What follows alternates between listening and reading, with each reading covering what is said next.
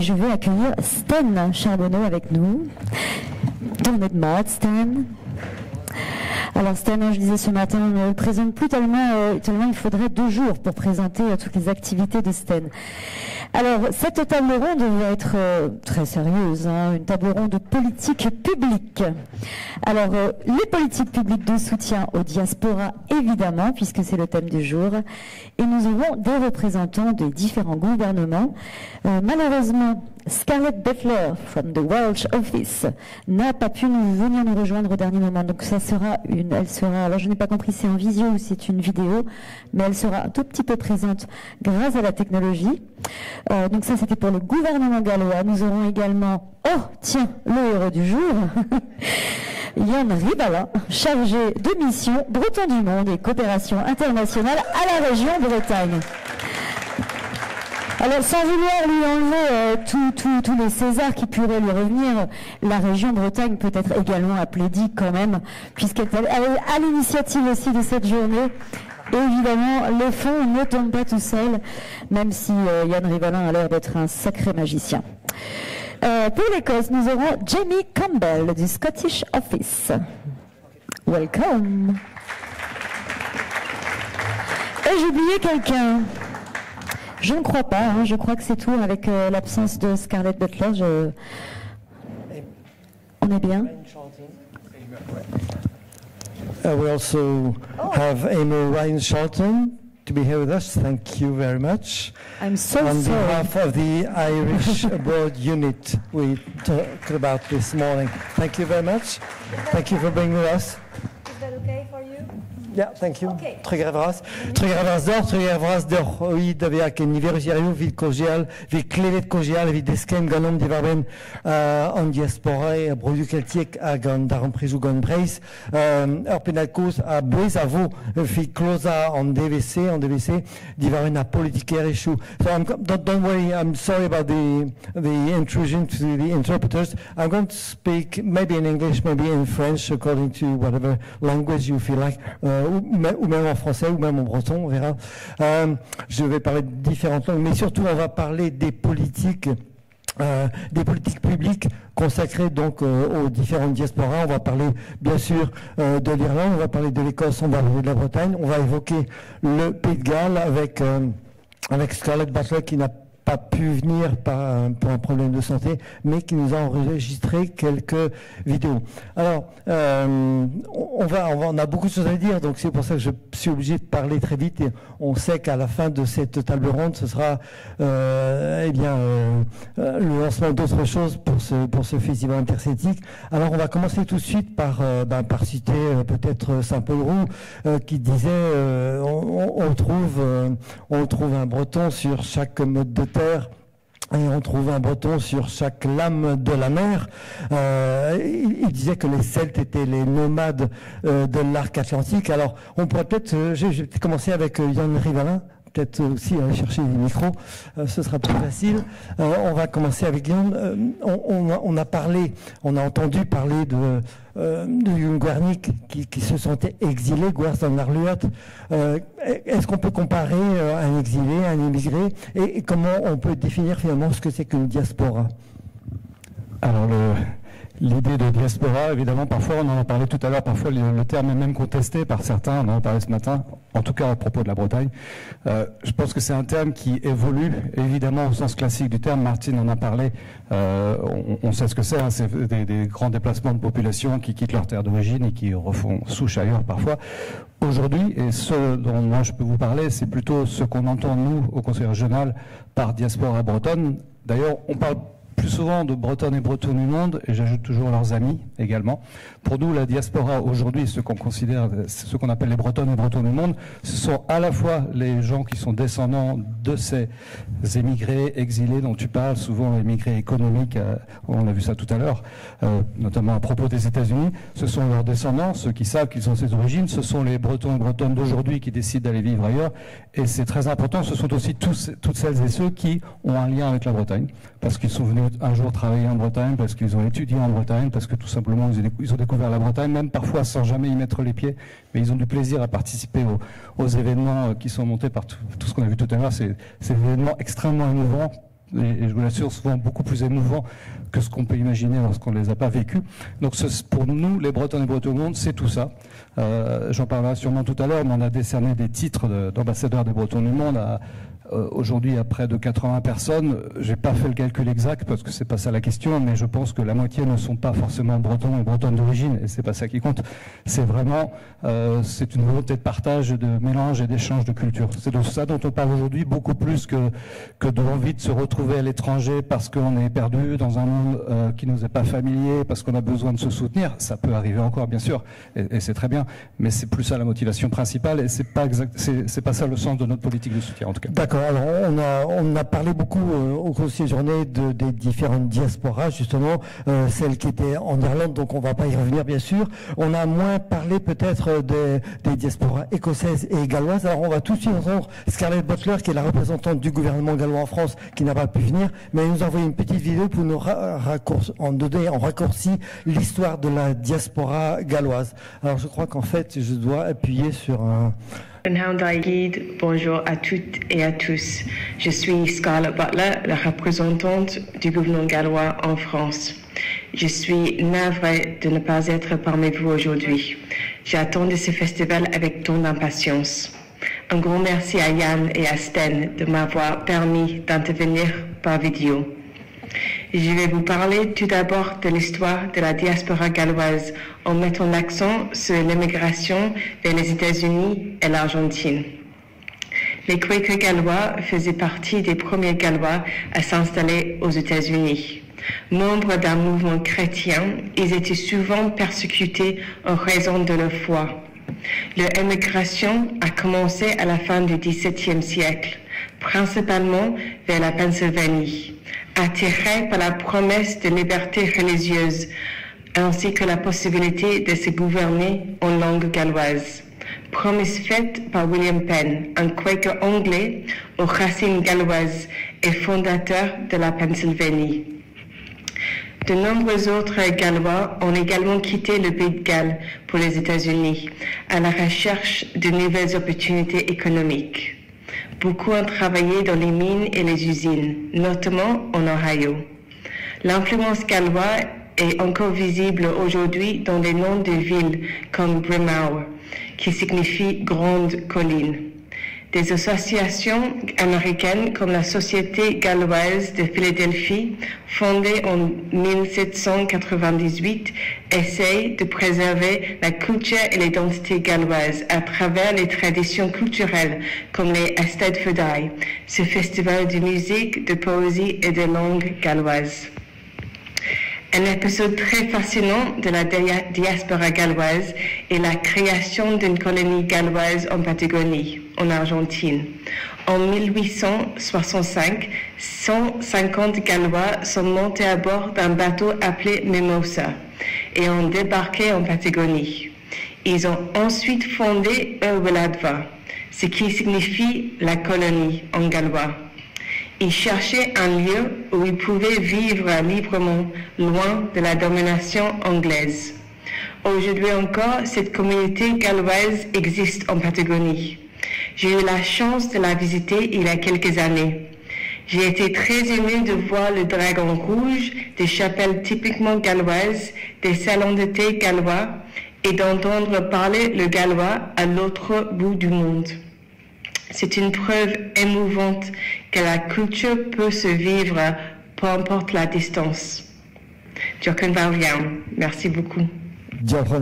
Merci beaucoup. Alors, on va rebondir sur vous, Jamie Campbell. Vous êtes le représentant du Scottish Office, vous êtes le représentant du gouvernement écossais ici en France. Alors, est-ce que vous pouvez nous dire très rapidement l'émigration écossaise? Alors, on la connaît peut-être un peu moins que l'émigration irlandaise, mais elle se situe surtout vers Nova Scotia, vers l'Australie, la Nouvelle-Zélande, je pense. Oui, donc... Ça marche? Oui. Donc, tout d'abord, merci de m'avoir invité. Je suis ravi d'être ici. Et c'est toujours un plaisir d'être en Bretagne. Je crois que je peux me qualifier de breton parce que j'adore le crêpe, j'adore d'être ici. Donc, oui, donc, les diasporas. Donc, la diaspora écossaise est l'une des plus anciennes et les plus vastes au monde. Et aujourd'hui, elle compte de plus ou moins 40 millions de personnes. Ça, c'est moins qu'Irlande, mais c'est beaucoup. Mais son histoire commence bien avant les grands départs du 19e siècle. Dès le Moyen-Âge, les Écossais s'installent en Europe comme marchands ou soldats, y compris la France. C'est la raison pour laquelle on a le Lord Alliance, ou la vieille alliance. C'est un accord militaire entre l'Écosse et la France contre les Anglais. Mais c'est vraiment la bataille de Culloden en Écosse en 1746. Les Highland Clearances et les bouleversements économiques du XVIIIe et XIXe siècle qui provoquent une émigration massive vers l'Amérique du Nord, l'Australie et la Nouvelle-Zélande. Et je crois qu'entre 1841 et 1941, plus de 2 millions d'Écossais quittent l'Écosse pour plusieurs motivations, y compris la pauvreté, répression ou bien la recherche d'opportunités commerciales.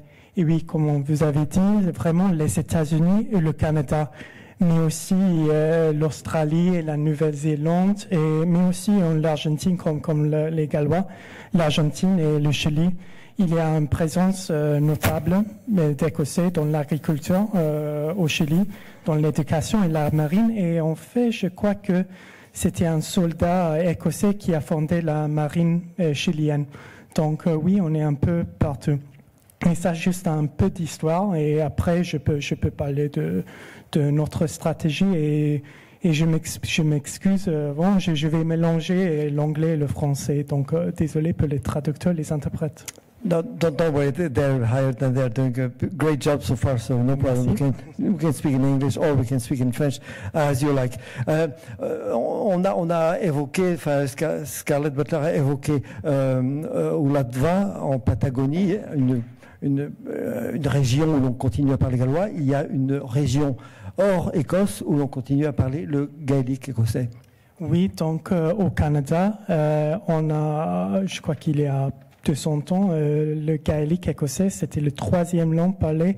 Et même aujourd'hui, il y a une communauté forte de personnes qui parlent le gaélique écossais. Et on essaie de travailler avec eux assez étroitement parce que pour nous, c'est très intéressant. Et même en Écosse, le gaélique écossais était la langue principale. Maintenant, il n'y a que de 50 000 personnes qui parlent la langue. Donc, le gouvernement écossais essaye de motiver, d'encourager les personnes à apprendre et continuer à apprendre. Parce que maintenant, aujourd'hui, je ne crois pas qu'il existe des personnes qui parlent que le gaélique, c'est les bilingues, les personnes bilingues. Donc, mais maintenant, on peut voir que les jeunes sont plus intéressés par l'apprentissage de gaélique. Et c'est une raison importante d'engager avec la diaspora quand il y a des communautés comme ça qui existent dehors d'Écosse. C'est un moyen de travailler avec eux, surtout sur le point qui est en Écosse, c'est très important pour nous. Alors, on va voir justement quelles sont les politiques qui sont mises en place. On va tout de suite demander à Scarlett Butler de nous donner encore son résumé sur le plan d'action du gouvernement gallois en faveur de la diaspora. Le gouvernement gallois a un plan d'action pour l'engagement de la diaspora. Ce plan fait partie d'une stratégie plus large, dont l'objectif est de faire mieux connaître le Pays de Galles dans le monde, de soutenir son économie et de montrer que c'est un pays ouvert et responsable. Ce document définit la diaspora en 5 catégories.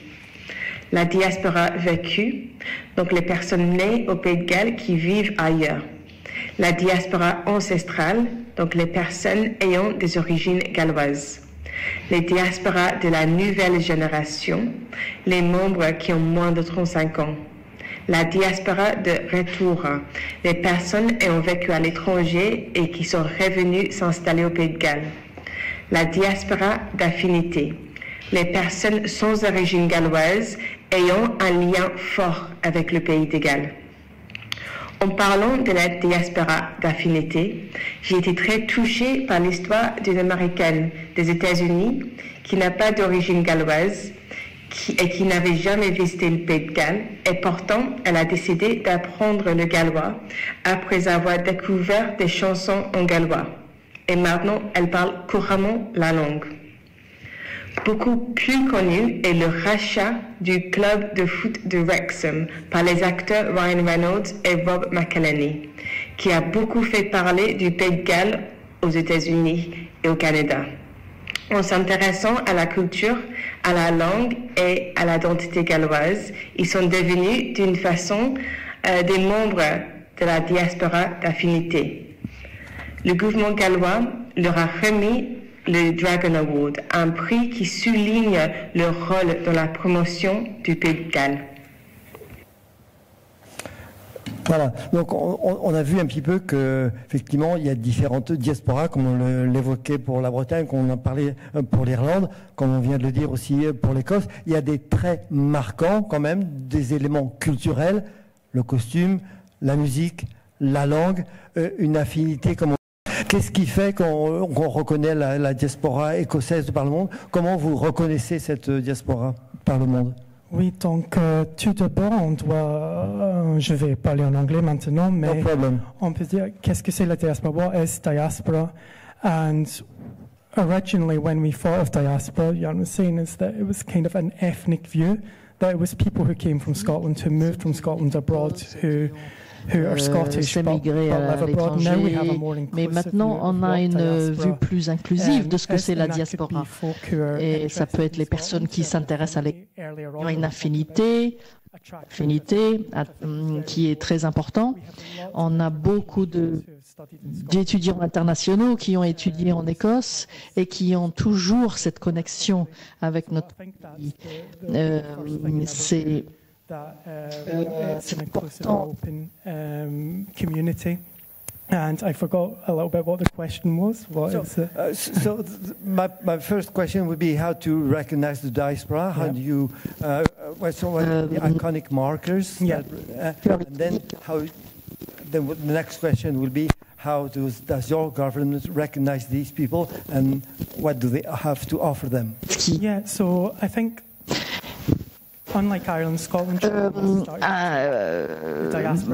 contrairement à l'Irlande, l'Écosse a commencé à prendre au sérieux l'économie diaspora il y a quelques années et le gouvernement écossais a publié une stratégie, c'est comment travailler avec la diaspora et comment on les supporte et les reconnaît. Et en 2023, nous avons publié un cadre de connexion écossais, c'était notre stratégie pour travailler avec la diaspora. Il y a beaucoup de programmes, mais le principal, c'est les connexions, un fonds de connexion écossaise où on va not as much as Ireland's budget, but we're increasing every year so far. But this is to really support organic diaspora growth within the UK, but also with all, so that can be individual. Mais aussi, ça peut être des organisations qui ont une idée à soumettre au gouvernement écossais. Bon, pour un programme ou un projet, pas forcément une grande to develop the community and the diaspora and also showcase Scotland. So that's one of the elements. I would say when we talk about diaspora, there's also, and we heard from Charles earlier, that there's an important economic aspect as well. And I think around 2001, we established the Global Scots Network, which is a network of global Scots who are really business leaders in their respective domains who can help, whether it be French or wherever they're based, international investors coming into Scotland, or Scottish companies who want to expand the market into other countries. And these experts really help those organisations, and then again, it gives this economic diaspora as well an opportunity to grow and also maintain a link within Scotland and abroad. Thank you. Eamon, Ryan Charlton, as we said earlier, you worked for the Irish Abroad unit. How would you compare then what is being done in Scotland to what is being done in Ireland? As said, Ireland started earlier to help its diaspora. Thank you very much. Merci beaucoup et bonjour à toutes et à tous. Je suis désolée, en fait, j'ai passé 3 années à Paris dans l'ambassade, mais quand j'ai passé 3 années en travaillant avec les étudiants irlandais, mon français c'est pas super. Donc, comme Jamie, je vais parler un peu en anglais. So when I joined the Irish Department of Foreign Affairs and Trade as it is now, I started in the Irish Abroad Unit and where I met Jan for the first time, and then subsequently worked in our embassy in Paris. And while in the embassy, I was consul, so I was dealing with Irish citizens in some very difficult times, and I was also in charge of diaspora issues, which is what I'm still doing now. So I think in comparison to the Scottish approach, one thing that struck me is that we focus, so our funding, we have something called the Emigrant Support Programme, which is funding of between 12 and 13 million euro. So the majority of that funding goes directly to community organisations, and that's our kind of stopping point. So that money always goes to non-profit community organisations. So I guess maybe counter to what Jamie was saying, we wouldn't necessarily give to individuals, but to groups, which is a great way we find as well to motivate in some newer diaspora communities people to come together and form a group. And that is really flexible funding. I know it got mentioned earlier today in terms of supporting our diaspora who may have fallen upon hard times or our older diaspora. But the great thing about the Emigrant Support Programme, there is one form that people fill in. Every organisation fills the same form to apply. And that can be tens of thousands of euro for chaplaincies and for centres in the United States who are helping the diaspora in hard times. Or it can be €3,000 for the James Joyce Society in France, which they recently received. So it really covers everything. It's something that's important for us to have a flexible approach. And that occurred also during COVID, when we were able to flexibly give out grants very quickly to help people with unexpected items. Another focus we would have is people returning to Ireland. So the Irish Abroad Unit would also form a scheme called Back for Business, and that helps diaspora members who've recently returned to Ireland to set up businesses and to contribute with what the lessons and the skills they've learned abroad to let them put them into practice in Ireland. Alors on va maintenant laisser la parole au héros du jour apparemment. Jan, on va parler maintenant de la politique qui est mise en place par la région Bretagne. Alors c'est une dernière venue peut-être, c'est relativement récent. Comment ça s'est mis en place et quels sont les principaux objectifs de cette politique ? Justement, pour commencer, j'aimerais retransmettre les remerciements très nombreux qui m'ont été adressés et les transmettre plutôt justement au conseil régional qui a mis en place cette politique, qui m'a fait confiance en tant qu'agent pour la mettre en œuvre avec le vice-président de l'époque, Christian Troidec, avec lequel on a défini cette stratégie. Et je voudrais aussi remercier toutes ces associations, les intervenants qu'on a vus aujourd'hui, qui sur le terrain font vivre la Bretagne à l'extérieur, parce que sans eux, nous, on n'est pas grand-chose dans nos bureaux à Rennes ou ailleurs. Donc les remerciements, je préfère les renvoyer tout de suite, m'en débarrasser, mais en tout cas, ça me touche beaucoup. Alors la politique qui a été mise en place, elle suit, c'est pas complètement nouveau, l'intérêt des Bretons et même du Conseil régional de Bretagne pour la diaspora n'est pas tout à fait récent, mais c'est un petit peu un fantasme depuis longtemps. On entendait beaucoup la diaspora, c'est une ressource, on pourrait faire du business, on pourrait faire ci, on pourrait faire ça. Il y a toujours eu, je pense, une envie de faire quelque chose, et des gens sur le terrain, des associations en Bretagne qui ont précédé la politique du Conseil régional. Je pense à l'organisation des Bretons de l'extérieur, je pense au réseau que l'Institut de Locarn avait mis en place, et puis des associations, comme nous l'ont expliqué, faisaient déjà des événements tout au long de l'année dans les pays où ils vivaient. Ce qui s'est passé, c'est un petit peu, on l'a évoqué, parfois ça retombe, l'envie, l'élan de la diaspora retombe. Il y a eu, je pense, un engouement très fort qui est né du fait que la fête de la Bretagne, qui était un événement breton, a été, grâce au Conseil régional, a été étendue à l'étranger. Donc on a soutenu les fêtes de la Bretagne à l'étranger. Ça a créé une véritable émulation. Au même moment, il y avait des outils numériques qui arrivaient, qui donnaient l'impression que grâce à Internet, on allait tout d'un coup pouvoir se compter, faire des choses ensemble, communiquer, faire des cyberfest-notes, plein de choses comme ça. Tout ça, ça existait. Mais le Covid et puis surtout une quinzaine d'années de bilan nous ont montré que l'élan retombait, que finalement, le nombre d'organisations soutenues n'était pas très très grand. C'était un petit peu toujours les mêmes acteurs et on les remercie fortement parce qu'ils sont encore là aujourd'hui, mais qui étaient soutenus. Donc la question qu'on s'est posée, c'est comment on peut renouveler cette politique, comment comment redonner un élan et avec quel esprit. Et on s'est dès le début tourné notamment vers l'Irlande et nos voisins pour voir un peu ce qu'on faisait, pour voir qu'est-ce qui pourrait sous-tendre cette politique.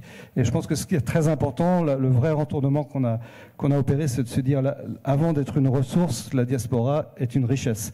Avant d'aller demander aux Bretonnes et aux Bretons de faire des choses pour la Bretagne, remercions-les pour ce qu'ils font, apportons-leur une reconnaissance pour ce qu'ils font, parce que sans eux, tout ça n'existerait pas, on ne serait même pas là. Donc c'est vraiment ce qui a sous-tendu cette politique.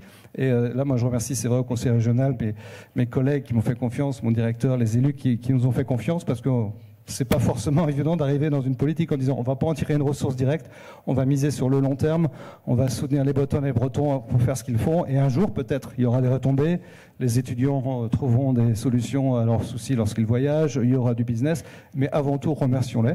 Et pour les remercier, on met en place une politique assez simple en vérité, un repose sur 3 piliers. Le premier, c'est les aider financièrement. Ça existait, mais on a largement étendu l'aide, on a doublé le budget consacré aux Bretons du monde, et les budgets sont consommés, ce qui veut dire qu'il y avait un besoin, une envie qui a trouvé on a trouvé en tout cas comment soutenir de ce point de vue-là. On a changé les dispositifs pour ouvrir également au monde de l'entreprise. Il y a des entreprises bretonnes qui veulent faire des événements culturels pour soutenir leur business et créer des liens. Donc on en soutient. On a soutenu des festivals de gastronomie au Cambodge, à Sydney, Minneapolis également. Il y a des entreprises qui participent. On a changé les dispositifs pour que le taux d'intervention soit beaucoup plus élevé. Donc jusqu'à 70% des projets. Celles et ceux qui montent des projets connaissent tout à fait cette politique. Ça, c'est la partie aide financière. La partie reconnaissance, ça a consisté sur, aussi souvent que possible, sur l'envie pour les élus du Conseil régional d'aller à la rencontre des Bretonnes et Bretons du monde. Et vous avez vu, celles et ceux qui sont ici ont vu venir des élus. Stéphane Perrin-Sarzier, qui est avec nous aujourd'hui, s'est déplacé sur des événements. J'ai eu la chance d'y aller aussi. C'est certainement pas pour voyager, au plaisir de voyager, mais c'est pour vous apporter une reconnaissance, pour fédérer, puisque lorsqu'il y a des déplacements comme ça, les gens viennent aussi à la rencontre des élus bretons. Donc cette reconnaissance est très importante. On a distribué, j'en parlais tout à l'heure, des titres d'ambassadeurs et ambassadrices des Bretons du monde à 80 personnes. Et ça peut paraître un petit peu anecdotique, mais en vérité, j'ai vu des gens extrêmement émus à New York, des gens parmi les premières, justement, les immigrants des années 60 qui ont versé des larmes en voyant la Bretagne venir les voir et les remercier parce qu'ils s'étaient engagés toutes ces décennies pour que la Bretagne existe là-bas. On l'a fait aussi avec des gens qui ne sont pas du tout bretons, ça les touchait beaucoup. Et ça, c'est quelque chose qui marche très très bien. On a créé également un réseau d'ambassades festives de Bretagne. Alors c'est tout nouveau, mais on parlait des pubs irlandais, nous on a les crêperies. Et il n'y a pas que les crêperies, il y a aussi par exemple les pubs irlandais qui accueillent souvent des Bretons. Donc tous ces lieux qui accueillent une vie bretonne dans le monde, on veut aussi leur apporter une reconnaissance. Donc ça, c'est la partie reconnaissance. Et la troisième volet, c'est qu'on essaie de faire savoir, de faire connaître vos initiatives. Donc on a des outils sur Internet. Il y a un espace Internet du site de la région Bretagne qui est consacré aux Bretonnes et Bretons du monde. Et il y a également un groupe Facebook. L'idée étant d'être neutre, de valoriser toutes les actions. Il n'y a pas de petites associations, il n'y a pas de petits projets. Et pour éviter que peut-être que l'émulation devienne une concurrence qui peut parfois être un petit peu, qui peut être négative, là on essaie de vraiment mettre en valeur tout ce qui se fait de la manière la plus qualitative, la plus neutre possible. C'est en gros l'esprit de cette politique. Mais c'est vraiment beaucoup de dire merci à celles et ceux qui s'engagent pour faire vivre la Bretagne dans le monde. Okay, this morning we heard from Martin Russell and Trevor O'Claherty that you need 3 things when you want to organize your diaspora. You need facts and figures, you need organization, and you need connection. How do you relate to this? Do you already have the figures? Do you have the connections? Do you have the organization to deal with your diaspora? Yeah, so that was really interesting. And one of the main features of the Scottish Connections framework was that we were going to establish a database. Now, this database is in 2 parts. First of all, organisations, diaspora organisations abroad, such as Caledonian societies, Scottish dance societies, etc., who can list themselves on this website for people to find. The second part is also individuals who live abroad. So again, Scottish diaspora living abroad that can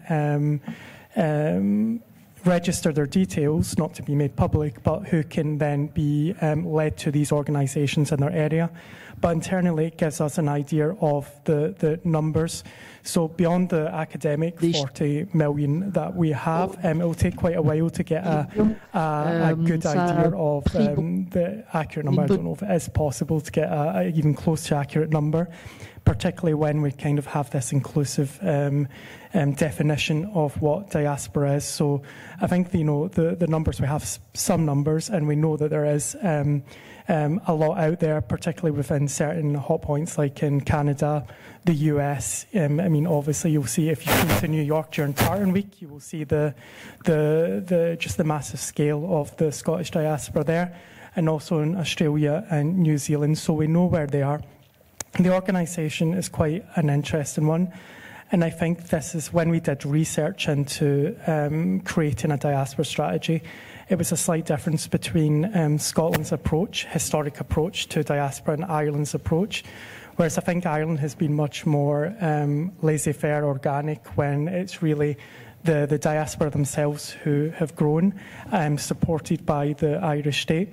Whereas in the past, perhaps Scotland has been a bit more state-controlled.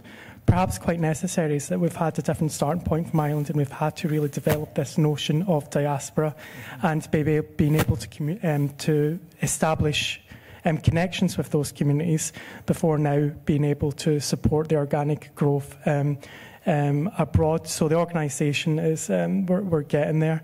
And then the third point was the connections. So yeah, facts, organisation, and connections. Yeah. So the connections, and I would say another difference, and this was spoken about earlier with Ireland, is that how Ireland connects with the diaspora. A main difference is Ireland is an independent state. Scotland isn't currently, but this we heard earlier what foothold this gives Ireland, and with the dozens of embassies abroad, consul generals. We heard earlier about, for example, Irish Aid, and that ability, especially from a neutral standpoint in peacekeeping forces, to grow this kind of international vision of Ireland. And also the armed forces, which are covered. So Scottish Government, our international network, really started 20 years ago after the re-establishment of the Scottish Parliament. Our first office, I think, was 2001 or 1999, either one, in Brussels and in the US. Now we have a growing network. I think we have 9 offices abroad, but obviously it's nothing compared to Ireland's, and that's just our constitutional nature.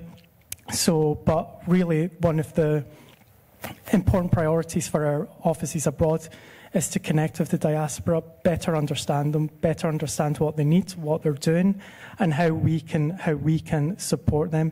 So this is one of the ways that we're connecting with diaspora. And just an example, in France, a school in Noisy-le-Sec, which is just north of Paris, who was successful last year of getting Scottish Connections funding. A school which offers a lycée specialist in kind of fashion, textiles, etc., who did a visit to Scotland for the students to be able to see some of Scotland's, savoir-faire on kilts, tartans, etc., for them to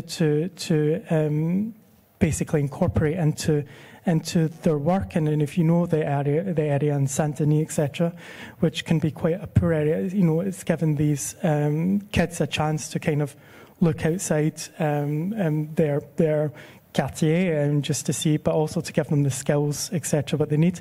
And then it takes back a little bit, of Scottish savoir-faire. And then I just heard a few days ago, that some have internships with Louis Vuitton, etc. So this is really just a perfect example of how, some funding, some support can help these initiatives, which help the organisation group, in this case a school, but also take a little bit from Scotland and incorporate that into our host country, which is in France. Okay, thank you. We'll ask Scarlett Butler to have a last word about the importance of culture. On va peut-être le dire en français. On va demander à Scarlett Butler un dernier mot sur le rôle du gouvernement gallois, sur l'influence qu'il peut avoir sur la culture dans cette diffusion auprès de la diaspora. Le gouvernement gallois considère que la diaspora galloise joue un rôle important pour plusieurs raisons. Elle contribue à la préservation de la culture, des traditions, de l'identité et de la langue. Elle participe aussi à promouvoir la culture et le patrimoine gallois. Sur le plan économique, les membres de la diaspora peuvent jouer un rôle dans l'investissement, le commerce ou l'innovation. Ils peuvent attirer des opportunités vers le Pays de Galles ou encore promouvoir des produits gallois à l'étranger. Enfin, les membres de la diaspora sont aussi des ambassadeurs et ambassadrices. Ils peuvent renforcer la réputation internationale du Pays de Galles et développer des réseaux et des partenariats à l'échelle mondiale. Dies wie je din Jan Chomé Benegui à Brezon mais sera plerma place à Brezon avec Bazandré. Alors je ne vais pas faire insulte à nos interprètes, mais la question que je vais poser c'est qu'en est-il de la place de la culture, mais surtout de la langue bretonne? Est-ce qu'elle a quelque part sa place? Plaza Brezondek en estrenro et antomik hanveluz Plaza Brezondek erro quand a re de ronda en blijou d'ariez da zeski ariez evegret quand a re de skeron. Ce qui est tu. Voilà, donc ma réponse, je peux traduire. La place du breton à l'international est un petit peu la même que chez nous. Ceux qui ont envie de se saisir de la langue, de l'apprendre, le font. Et on a eu des exemples tout à l'heure d'ouvrages qui ont été écrits sur la langue bretonne en Galice, qu'on a aidé avec le conseil régional. Également le livre sur Castelao, que ferait une passe au breton. Il y a des cours de breton à Bruxelles également qui sont organisés. Deuxième classe a ouvert cette année, donc ça progresse. Et par mes échanges avec pas mal de monde dans la diaspora bretonne, je sens une envie de langue bretonne. C'est intéressant de mentionner qu'à Bruxelles, parmi les gens qui apprennent le breton, la moitié ne sont pas bretons. Et il y a un intérêt pour la langue, bien sûr. C'est beaucoup plus difficile de rentrer dans la langue que d'apprendre à danser, que partager un moment convivial autour de la musique. Il y a une envie, on réfléchit à des systèmes pour justement comment on fait avec les outils vidéo, etc., pour développer le breton. Il y a une envie et surtout ça pose la question, et je crois que c'est intéressant dans le cadre de la diaspora, lorsqu'on a quitté son pays, ou lorsqu'on a découvert un pays, on réfléchit à l'identité, on réfléchit à ce qu'il y a derrière. Je crois qu'un des intérêts de toutes ces actions est de voir que beaucoup de Bretonnes et Bretons qui sont partis à l'étranger, au contact d'autres cultures, d'autres langues, d'autres façons de voir, s'interrogent sur leur propre façon de faire.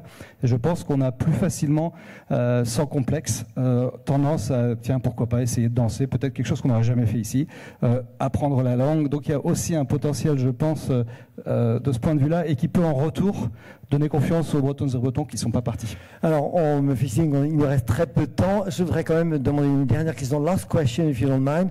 The world is ever changing, totally changing. Communication, internet, everything is changing. The attitude. We talked about this morning about Ireland. People, children on their screen all day long. So, how are you going to adapt in this ever-changing world today? Yeah, so the world is a more dangerous place, and I think maybe it was Dr. Martin said earlier that it's a world of tanks and tariffs, which I think explains it perfectly. And this is one of the reasons why diaspora is so important. It's a way not only to engage with our fellow Scotsmen, Scotswomen abroad, or those who have an affinity for Scotland, but also to engage with their host countries, communities, etc., business, investors, etc., to basically engage closer just to overcome these worries. And very lastly, social media are very important. In our Scottish Connection strategy, we have to look at social media. There's so many fabulous Gaelic speakers on TikTok, on Instagram, etc., who really promote Scottish poetry, Scottish music, the Gaelic language, etc. So we're really working with them, because today's day and age, I think it's generation TikTok. I think we really have to tap into that, and I think we have a really rich community in Scotland who are able to promote effectively Gaelic, Scots music, etc. And we want to work closer with them. Thank you very much. Emer, do you subscribe to these last words about technology and the use of technology in order to help the diaspora? Absolutely, yeah, 100%. And I think we saw as well with NECAP and the Irish language is growing and growing and growing. A lot of that is on social media. On Connection, we found language a great way. We're a bit jealous of the French with their voting lists. We don't have any voting lists. So it can be sometimes hard to find everyone. And we found that Irish language in our embassy in Paris, every so often, we will have open Irish language nights. And it's a great way to get people in that we might not otherwise see, especially young people. And it's also, I think, as times change, it's important to think about what might be lost and how to replace it. So ever since I arrived in Paris, I heard a lot about the Irish newspaper that used to exist in 1980 and no longer does, to everyone's dismay. And so we set up an online version of it instead, a web page, a way to make sure everybody has that information and to realize with progress things are lost, but to make sure that we bring them with us as far as we can. Thank you very much. Un dernier mot peut-être avec le héros du jour. Très court, le dernier mot, si je peux me permettre. Trugaré, merci. Trugaré Vraz, la ronde d'Emma, Jamie, Jan. Trugaré Vraz de Scarlett, sobre da Rascom. Trugaré Vraz